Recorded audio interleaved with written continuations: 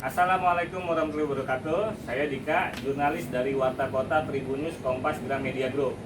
Hari ini saya sedang berada di kantor Badan Perencanaan Pembangunan Daerah Kota Tangerang. Nah, saat ini ditemani dengan Pak Kepala ini, Kepala Bapeda Kota Tangerang, Bapak Sugiarto Ahmad Bagja. Pak, Assalamualaikum Pak. Assalamualaikum warahmatullahi wabarakatuh. Apa kabar? Alhamdulillah sehat. Bapak sehat Pak? Alhamdulillah, itu yang penting sekarang. Iya, alhamdulillah. Pak, saya mau izin Pak, mau nanya-nanya soal perencanaan pembangunan nih Pak. Baik. Selama COVID ini bagaimana Pak? Awalnya dulu Pak. Ya, jadi kalau misalkan kita tidak bisa lepas dari skema RPJMD, bahwa di dalam RPJMD itu kan sesuai dengan visi yang memang sejahtera atau Kalimat dan Budaya Sayu. Di mana di dalamnya juga kan ada tiga misi. Misi pertama adalah untuk SDM dan optimalisasi di sumber daya manusia. Kemudian yang misi keduanya itu adalah terkait masalah infrastruktur dan sarana prasarana lainnya, dan di misi tiganya itu adalah bagaimana melakukan peningkatan ekonomi mengarah kepada pola mekanisme desa. Dan di dalamnya juga ada juga yang namanya program unggulan, itu adalah yang terkait masalah kampung tematik, karena dasarnya itu dari anak kita, keluarga kita, kampung kita, kota kita, dan jadilah bentukan dari menjadi kampung-kampung tematik yang sekarang sudah banyak berdiri, dan itu adalah bagian-bagian yang menjadi sebuah ranah payung dari program RPJMD yang sudah terbangun 2019 sampai 2023. Kalau dalam kesehatan gimana nih Pak? Karena di Kota Tangerang ini mengalami kenaikan COVID-19. Ya, betul. Nah, kan sebagaimana yang memang di 2020 bulan Maret kita juga mengalami kendala terkait masalah adanya sebaran COVID, tidak saja Tangerang, Indonesia, bahkan dunia. Jadi program yang terkait masalah kesehatan itu tetap akan menjadi sebuah mandatori, bahwa kesehatan, pendidikan, ekonomi itu adalah bagian-bagian, terutama untuk kesehatan itu menjadi prioritas program. Sejalan dengan sekarang yang sedang terjadi, dan bahkan kenapa PSBB terus dilakukan, mungkin itu adalah bagian-bagian untuk antisipasi terkait masalah sebaran dampak COVID yang terjadi. Namun dengan adanya era pada saat kemarin dibuka, dilakukan new normal, masyarakat ini seolah-olah ini sudah menjadi normal. Ternyata dampaknya ini adalah bagian dari yang adanya paparan dengan kondisi kontak erat. Kontak eratnya sekarang luar biasa, sehingga memang harus antisipasi. Satu yang memang menjadi program yang prioritas dari teman-teman dinas kesehatan itu adalah bagaimana agar manakala memang ada masyarakat yang PDP, ODP, kemudian OTG terutama, sekarang mungkin sistemnya sudah berubah, saya lupa namanya itu apa, karena pusat sudah memberikan kondisi yang tidak saja menjadi ODP, PDP, tapi juga sekarang ada skema yang lain. Namun intinya teman-teman dari dinas kesehatan itu terus melakukan upaya-upaya dalam rangka mengidentifikasi kalau memang itu menjadi sebuah bagian yang dia menyatakan positif dari hasil rapid atau bentuk-bentuk yang memang nantinya itu dilakukan swab, sehingga itu dilakukan di isolasinya adalah ada yang di RSUD, ada yang di Pandelangan Puskesmas Pandelangan Barat gitu. Itu termasuk dengan ini ya Pak ya, apa tuh namanya, program Tangerang Aman itu, misalnya semua ASN diterjunkan ke lapangan. Betul, jadi kan sebetulnya dalam rangka untuk melakukan pengendalian agar kita juga terhindar dari kondisi paparan COVID yang semakin meningkat ini, kita juga ini apakah ini berbicara dengan masker, tapi kan kita sudah melakukan jaga jarak, dan itu adalah bagian-bagian yang memang bagian yang harus dilakukan mekanisme protokol kesehatan. Operasi aman bersama yang dilakukan setiap hari Senin sore dan juga Jumat sore itu adalah semua teman-teman ASN itu bergerak mengingatkan kepada masyarakat yang tidak menggunakan masker agar menggunakan masker, kemudian cuci tangan dan sebagainya, itu terus diupayakan untuk disampaikan, tapi lebih didominasi manakala kita melakukan pelaksanaan kegiatan aman bersama itu.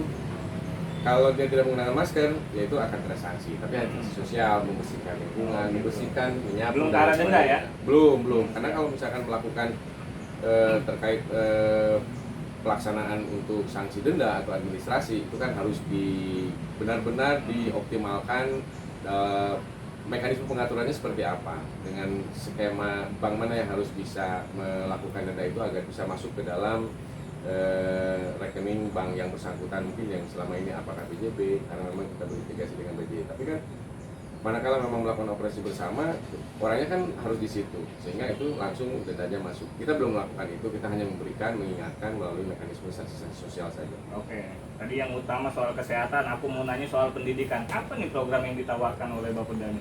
Ya, kalau pendidikan dengan kondisi yang sekarang itu yang saya sampaikan tadi, bahwa mandatori itu tidak mungkin kita kurangi. Jadi pendidikan kesehatan merupakan bagian dari peraturan perundang-undangan yang sudah menjadi jelas mandatori. Sejalan dengan program pendidikan yang selama ini daring, jadi teman-teman atau masyarakat, mohon maaf terutama untuk masyarakat yang menengah bawah kan menjadi gundah gulana. Mereka bagaimana akan mengikuti kondisi pelaksanaan melalui belajar online, sementara untuk makan saja kan itu juga sekarang ini luar biasa harus diantisipasi. Terkadang mereka melakukan pembelian pulsa juga daripada beli pulsa kan lebih baik mungkin beli makan dulu. Sehingga pemerintah kota dalam hal ini yang didominasi atau dilederi oleh teman-teman Kominfo sekarang sedang mengarah ke internet RW. Internet RW ini adalah untuk memfasilitasi, kita sih berharap sebetulnya tidak berjalan terlalu lama sehingga normal ke dalam kehidupan sehari-harinya sejalan dengan sekarang yang sedang dilakukan uji klinis masalah vaksin itu untuk bisa segera selesai. Namun kita tetap antisipasi dengan mekanisme internet RW yang masuk ke RW-RW itu agar program belajar mengajar masyarakat itu bisa menggunakan internet yang kita fasilitasi atau kita intervensi dari pemerintah Kota Tangerang. Oke, siap. Aku mau nanya soal kebutuhan dari masyarakat sendiri, Pak. Soal bansos nih yang diharap-harapkan warga nih. Apa kabarnya, Pak? Alhamdulillah, kabar berjalan dengan baik. Mudah-mudahan itu juga bisa dipahami oleh masyarakat. Jadi bansos yang memang pada saat itu dari mulai Jamsos 1 yang dari provinsi, ada yang juga dari pusat itu melalui PKH. Nah, kita juga sedang mengidentifikasi, sekarang sedang menjalankan tidak saja melalui bantuan sosial melalui lumbung beras yang sudah berjalan oleh teman-teman dinas sosial, tapi juga sekarang sedang melakukan identifikasi bagi masyarakat yang tidak mendapatkan bansos dari provinsi melalui Jamsos 1 dan juga dari pusat yang melalui PKH. Itu juga kita sedang identifikasi ada bansos yang saat ini sudah mulai digelontorkan oleh teman-teman dinas sosial.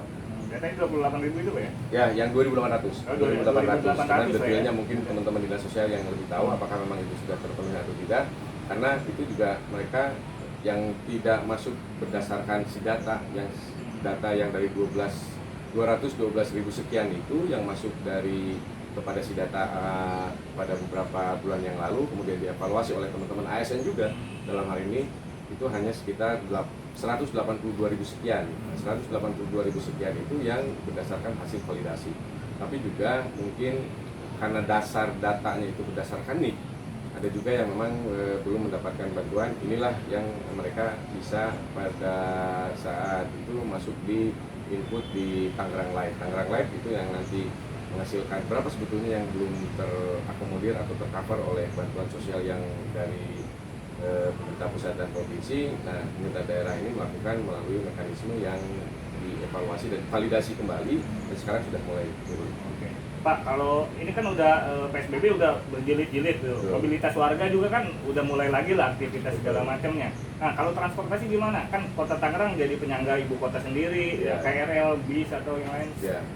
Ya, selama memang masyarakat menggunakan mekanisme transportasi umum yang sekarang juga memang kondisinya tetap melalui mekanisme protokol kesehatan, itu banyak masyarakat yang sudah menggunakan. Hanya kadang-kadang kan rasa was-was itu selalu ada.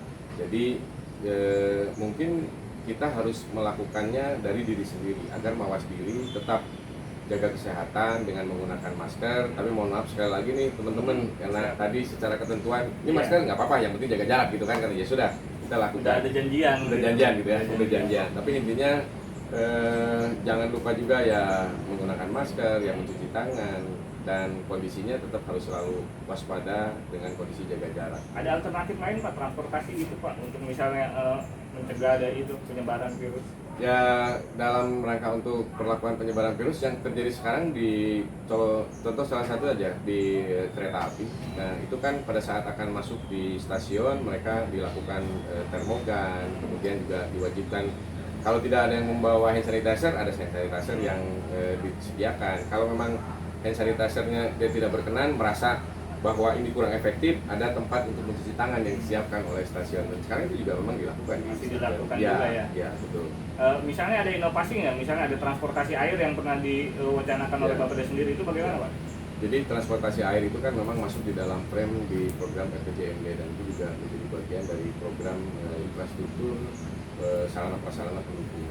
Artinya karena memang ya mungkin kondisi refocusing atau kondisi COVID ini bukan berarti kita menyalahkan COVID sih, tapi memang faktanya kebutuhan yang sudah kita siapkan itu akhirnya menjadi mungkin terhold gitu, terhold.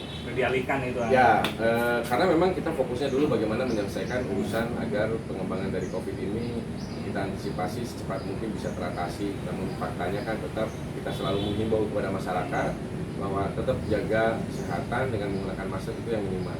Perkembangan untuk yang terkait masalah transportasi air, sebetulnya dermaga yang sudah dibuat dan sebetulnya di 2020 ini juga akan melakukan penambahan dermaga, namun itu juga karena memang terganggu dengan kondisi anggaran yang kita fokuskan kepada penanganan untuk masalah penanganan COVID, dan apalagi sekarang di era perkembangan yang memang new normal mengarah berharap kalau kita melakukan ke segmen-segmen new normal ini kemudian kita tidak melakukan apa-apa, skema ekonomi juga akan menjadi terganggu. Padahal kondisi skema ekonomi sekarang juga bahwa pusat juga sudah defisit minimum, kemudian provinsi juga sama gitu, Kota Tangerang juga sama, sehingga kita mau tidak mau harus keluar dari kondisi ini, tapi dengan kondisi tetap melakukan protokol-protokol kesehatan yang harus kita jaga sama-sama. Ini semakin menarik nih, saya mau lebih tanya yang spesifik soal pembangunan. Ini kan udah Ya, COVID, kendala di lapangan apa? Padahal kan banyak itu rencana-rencananya. Betul. Ya, fakta yang terjadi yang tadinya sudah kita siapkan dengan skema-skema program-program pembangunan di 2020, ada dengan melalui mekanisme skema multias juga sebetulnya ke 2021 dan 2022. Ya, kita terhold, tetapi kita tidak mengesampingkan segmen pembangunan ini, makanya untuk yang pelaksanaan kegiatan pembangunan, penataan infrastruktur dan sarana-prasarana pendukung lainnya kita lebih dilakukan secara prioritas ke optimalisasi pemeliharaan. Ini sekarang ini kan ini udah Agustus, kita sih sebetulnya sebentar lagi kalau memang secara ketentuan ritme bulan yang berjalan, kalau udah berbicara Oktober, November, Desember itu udah masuk di musim penghujan. Nah, sehingga penataan melalui mekanisme terutama untuk dari teman-teman PU, penataan untuk mekanisme pemeliharaan ini tetap menjadi prioritas program yang dalam ranah di era antisipasi. Jangan sampai sudah memang kegiatan pembangunan tidak ada sama sekali, tapi kan optimalisasi kita sebagai pelayan kepada masyarakat jangan sampai merasa terganggu, sehingga nanti skema yang menjadi prioritasnya adalah melalui mekanisme pemeliharaan baik di PU terutama untuk jalan, saluran, kemudian drainase, dan pemeliharaannya itu juga nanti antisipasi dalam rangka untuk antisipasi banjir melalui genangan-genangan yang sekarang sudah mulai khawatir akan terjadi itu. Penataan atau pemeliharaan pintu-pintu air itu menjadi optimalisasi, kemudian nanti normalisasi drainase juga menjadi optimalisasi. Oke, banyak juga nih pesanan-pesanan pertanyaan nih, komentar-komentar netizen sama warga. Baik. Mereka nanya kapan sih sport center sama stadion dibangun? Nah, itu kan udah ada rancangannya itu. Baik. Ini di Bung Mas Andika ya. Siap. Jadi tadi adalah bagian yang semula Stadion Benteng itu bagian yang masuk di dalam program multias yang luar biasa megah. Namun melihat kondisi sekarang bukan berarti kita melakukan pemeliharaan, akhirnya itu melalui mekanisme skema pemeliharaan ke swaklola. Ada juga yang dilakukan pelaksanaannya tidak di dalam swaklola, itu tidak semuanya swaklola, ada yang memang dilakukan melalui mekanisme pembelian materialnya juga kan itu lelang. Ada juga spot yang memang di situ ada yang melakukan kegiatan-kegiatan yang terintegrasi. Segmennya adalah dilakukan bersama-sama, semua tidak hanya sama Perkim saja, tapi PU-nya membantu dari sisi alat berat. Kemudian Budparnya juga melakukan penataan bagaimana agar lingkungan yang ada di Stadion Benteng yang notabene sekarang ini sedang mulai terus berjalan dilakukan penataan. Memang tidak semegah yang dalam konteks pada saat kondisi normal, tapi bagaimana agar tempat ini menjadi kondisi untuk area publiknya masyarakat nanti, yang mudah-mudahan bisa berjalan dengan kondisi. Mohon doanya masyarakat Kota Tangerang dan Mas Andika dan teman-teman juga ini bantu kami dalam rangka untuk melakukan penyelesaian. Di Stadion Benteng ini juga sekarang sudah mulai berjalan oleh teman-teman. Nama stadion baru apa? Tangerang Glorayo ya? Kalau yang Tangerang Ayo itu kan yang di Pajang atau di mana? Batu Ceper. Batu Ceper. Nah, karena memang kondisi COVID ini, akhirnya pola itu terus kita lakukan konsolidasi dengan AP2. Nah, kemarin juga AP2 sudah menanyakan kembali. Mudah-mudahan dalam waktu dekat kita akan bersinergi kembali dengan AP2 menyelesaikan terkait masalah bagaimana untuk Stadion Tangerang Ayo itu berjalan kembali. Karena di jajaran AP2-nya sendiri juga beberapa bulan yang lalu pas akan terjadinya COVID ini kan ada penggantian jajaran direksi, jadi mereka melakukan rekonsiliasi kondisional dulu internal dan melakukan identifikasi mana-mana yang memang itu sudah menjadi bagian yang tadinya akan kita sinergikan antara pemerintah Kota Tangerang dengan AP2 sendiri. Ya. Aku mau nanya soal dampak sistemik nih. Ini banyak pengangguran karena di Kota Tangerang kan 1000 industri, sejuta jasa gitu. Bagaimana Kong Gia? Jadi ya kalau data pengangguran sih selama yang saya tahu pada saat kemarin informasinya kan 8.000, tapi mungkin itu akan terus bertambah. Ya, dinamis ini lah ya. faktanya memang mungkin bertambah. Mungkin nanti Mas Andika bisa dengan Pak di Dinas Tenaga Kerja lah untuk lebih detailnya. Tapi skema terkait masalah pengangguran ini kita akan sinergikan dengan kalau yang menjadi barometer atau tulang punggung sekarang ini menjadi dasar adalah potensi-potensi yang muncul adalah para UMKM lah, katakan misalkan informal yang memang sekarang menjadi potensi yang luar biasa. Sehingga dengan program yang sedang dikemas oleh teman-teman Indang, bagaimana caranya agar UMKM yang sudah ada itu tetap bertahan. Kemudian kita juga intervensi dengan bantuan-bantuan yang masuk kepada skema-skema bagaimana agar UMKM yang sudah ada ini juga, karena skema sekarang ini tidak mungkin melakukan mekanisme skema penjualan tatap muka. Artinya digital marketing melalui koordinasi atau bersama-sama melakukan pembahasan, teman-teman dari Indang sudah berhubungan dengan Tokopedia, kemudian Bukalapak, tinggal bagaimana cara melakukan optimalisasi. Termasuk yang kemarin yang sudah dilakukan launching oleh Pak Wali Kota itu terkait masalah UMKM pemula, itu yang dinamakan dengan startup. Nah, UMKM pemula ini juga karena memang tidak menutup kemungkinan tadi yang disampaikan oleh Mas Andika, untuk banyak pengangguran nih, jelas itu sudah dampak daripada kondisi COVID, jadi pengangguran meningkat, kemudian laju pertumbuhan ekonomi juga menjadi menurun. Namun pemerintah tetap berupaya untuk mengoptimalisasi agar tidak menutup kemungkinan teman-teman atau masyarakat yang ini menganggur ini pasti mereka harus mempertahankan kondisinya, jangan sampai mereka juga terus mengalami keterpurukan. Ada yang berupaya menjadi ingin menjadi UMKM pemula. Nah, ini yang sedang kita intervensi dan difasilitasi oleh teman-teman melalui dikoordinasikan oleh Bu Indri sebagai asisten 2. Itu pendaftarannya segala macam melalui skema yang disiapkan oleh Kominfo. Itu ada pembinaan juga berarti? Ada, nanti ada pendampingan, mau tidak mau itu harus dilakukan pendampingan. Pendampingannya juga nanti akan dilakukan oleh teman-teman ASN. Nah, teman-teman ASN juga kan tidak semuanya memahami terkait secara substansi atau dari skema-skema UMKM. Nanti juga kita juga diberikan pengetahuan transfer knowledge-nya oleh teman-teman Indang dan oleh teman-teman UMKM yang sudah pada berjalan sekarang. Oke, Pak, pertanyaan terakhir. Saya menjurus juga soal pemulihan ekonomi yang UMKM itu sendiri. Ini wisata, Pak. Ini kan banyak taman-taman wisata yang banyak berkumpul kita ini. Bagaimana buat datengin lagi, apalagi kita dekat bandara Suta gitu, Pak? Betul. Dengan konsep sekarang yang masih dalam era new normal katakanlah, apalagi mungkin provinsi sudah menekankan terkait masalah PSBB, itu kan menjadi kondisi yang tanda petik masyarakat juga menjadi ragu. Dan memang faktanya seperti itu, kita harus antisipasi sehingga kita harus mawas diri, jaga kesehatan melalui protokol kesehatan. Konsep yang tadi saya sampaikan ke arah kampung tematik, tadinya kita akan mensinergikan minimal itu ada kondisi wisata di lokasi-lokasi kampung tematik. Yang notabene sekarang ini pun sebetulnya teman-teman di beberapa lokasi kampung tematik itu masih terus melakukan kegiatan-kegiatan, hanya mereka melaksanakan kegiatan dengan mekanisme protokol kesehatan.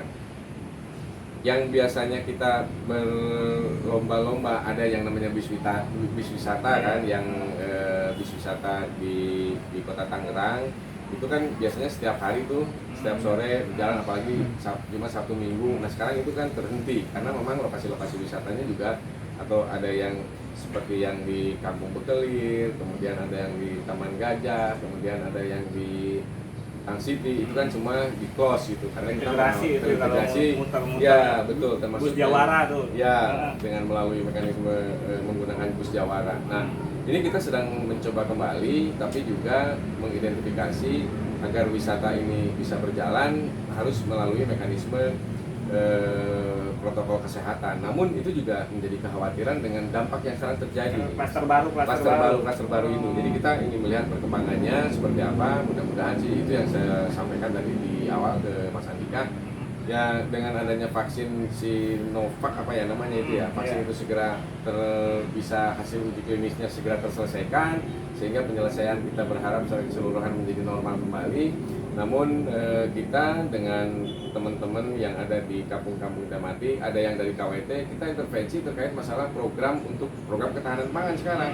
Artinya ada pemberian pembibitan yang dilakukan juga dibantu oleh teman-teman DKP karena memang Dinas Ketahanan Pangan itu memang dia menjadi motor dalam rangka untuk mengoptimalkan bagaimana agar pengembangan sayuran, dalam hal ini ada kangkung, ada bayam, ada cabai, ada terong, bibit-bibit itu dalam kurun waktu nanti dibibitkan oleh teman-teman KWT karena mereka punya pengalaman, dan teman-teman ASN juga sekarang sedang di TOT oleh DKP dan KWT. Itu satu OPD itu 3 orang dan mereka akan melakukan pendampingan nanti ke lokasi-lokasi masyarakat manakala KWT melakukan pembibitan. Setelah kurang lebih sekitar 30% atau sudah mulai tumbuh, itu diberikan kepada masyarakat.